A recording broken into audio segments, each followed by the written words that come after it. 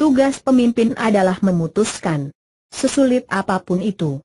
Presiden Jokowi telah melakukannya dengan tidak jadi melantik Komisaris Jenderal Budi Gunawan, BG, sebagai Kepala Kepolisian Negara Republik Indonesia, Kapolri. Jokowi memutuskan mengajukan calon baru Kapolri, Badrodin Haiti, BH, yang saat ini menjabat sebagai Wakapolri sekaligus pelaksana tugas, wewenang, dan tanggung jawab Kapolri. Dalam pidato, Rabu, 18 Februari 2015, Jokowi menyatakan bahwa rencana pengangkatan BG sebagai Kapolri telah menimbulkan perbedaan pendapat di masyarakat. Maka, untuk percepatan ketenangan di masyarakat dan memperhatikan kebutuhan Polri untuk segera dipimpin Kapolri yang definitif, ia mengajukan BH sebagai calon Kapolri untuk mendapatkan persetujuan DPR.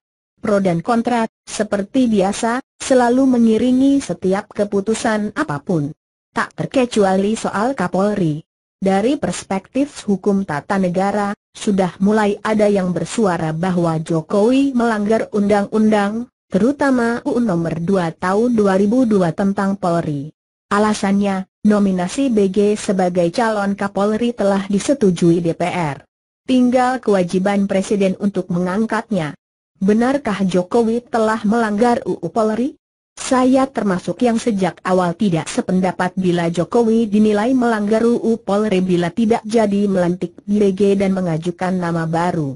Dalam beberapa kesempatan, saya selalu mengatakan bahwa pengangkatan dan pemberhentian Kapolri adalah hak prerogatif Presiden yang dibatasi oleh persetujuan DPR. Pembatasnya hanya satu, yaitu Presiden tidak boleh mengangkat calon Kapolri yang belum atau tidak disetujui DPR. Misalnya, secara tiba-tiba Jokowi mengangkat BH sebagai Kapolri, jelas tidak bisa. BH tetap menunggu persetujuan DPR terlebih dulu. Bila DPR setuju, BH dilantik. Bila tidak, Jokowi dapat mengajukan nama baru, atau melantik BG. Secara prosedural, BG telah disetujui DPR. Bila Presiden ingin melantiknya tidak ada halangan prosedural lagi karena persetujuan DPR sudah didapat.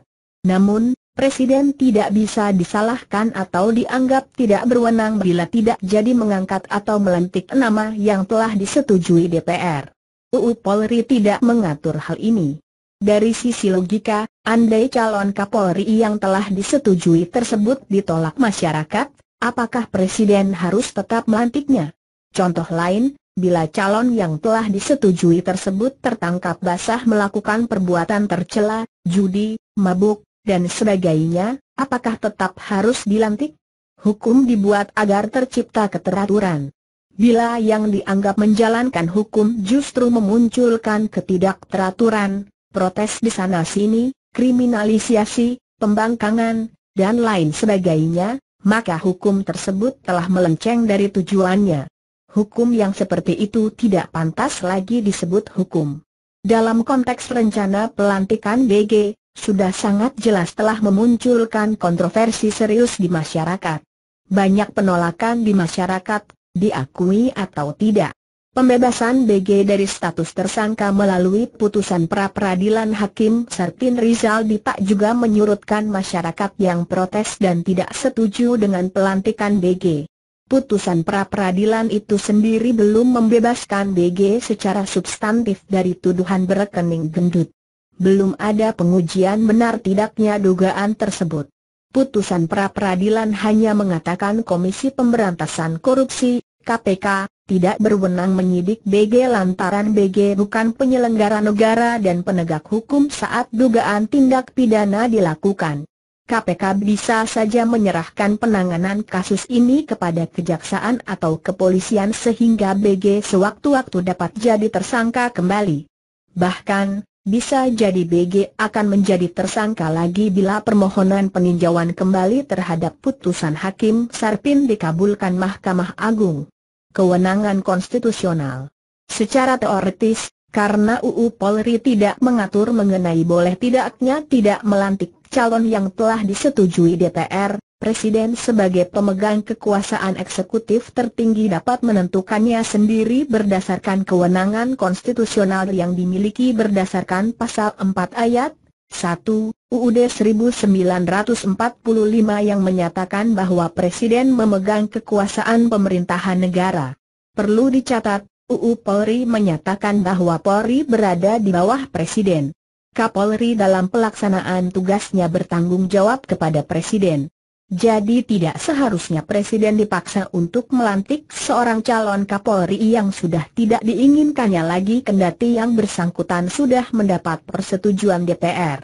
Dalam pandangan saya, persetujuan DPR bersifat pasif. DPR hanya menyetujui atau tidak menyetujui calon yang diajukan. Apakah calon yang disetujui tersebut bakal dilantik atau tidak? Sepenuhnya terserah Presiden sebagai bagian dari hak prerogatif. DPR tidak berhak memaksa Presiden untuk melantik calon tersebut. Seandainya dalam konteks BH, DPR menolak untuk mengadakan uji kelayakan dan kepatutan dengan alasan sudah menyetujui BG, berdasarkan UU Polri, BH dapat dilantik Presiden setelah lewat 20 hari setelah surat pengajuan diterima DPR. Waktu 20 hari tersebut tidak termasuk hari libur dan masa reses.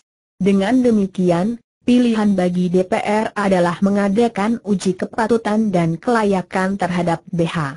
Bila pengajuan BH disetujui, the game is over.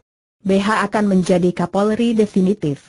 Setelah itu BH dapat dibebankan dua urusan penting. Pertama, melakukan audit internal terhadap kerja-kerja penyidik Mabes Polri dalam penetapan tersangka pimpinan KPK, termasuk penyidik dan pegawai KPK.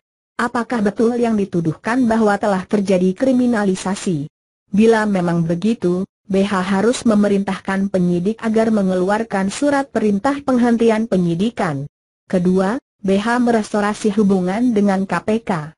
Restorasi hubungan KPK menjadi sangat penting karena baik Polri maupun KPK sama-sama penegak hukum yang seharusnya saling mendukung dan menghormati kerja-kerja penegakan hukum, termasuk pemberantasan korupsi.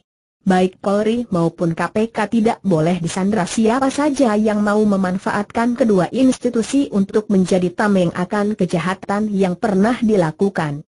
BH mungkin akan dilematis menegakkan kebenaran yang sebenar-benarnya di kepolisian. Namun, seperti Jokowi, BH juga adalah pemimpin yang harus berani memutuskan. Sepahit apapun itu. Mudah-mudahan nominasi BH sebagai calon Kapolri berlangsung mulus di DPR. Saya sendiri memiliki keyakinan yang demikian. Politisi dan elit sering hanya lantang di depan. Setelah waktu berlalu, negosiasi telah tercapai, suara pun bisa berubah menjadi merdu. Tidak ada makan siang gratis bagi politisi. Uang dan kekuasaan sering mengiringi setiap negosiasi. Panggung depan, yang kebanyakan diisi oleh politisi kelas serdadu, selalu lebih berisik dibandingkan yang di belakang panggung, yang dihuni para elit penentu. Membatalkan pelantikan BG dan mengajukan BH sebagai calon baru Kapolri adalah sebuah keputusan yang tidak mudah bagi Jokowi. Kedepan, akan masih banyak lagi keputusan-keputusan yang harus diambil, dalam situasi di mana Presiden Jokowi, yang notabene bukan darah biru partai, bisa dijepit oleh semua kekuatan politik. I don't know the key to success, but the key to failure is trying to please everybody, kata Bill Cosby, aktor dari AS, 1977. Keputusan Jokowi tidak mungkin menyenangkan semua orang, dan Jokowi memang tidak boleh melakukannya. Karena siapapun yang berusaha menyenangkan semua orang pasti gagal dalam memimpin.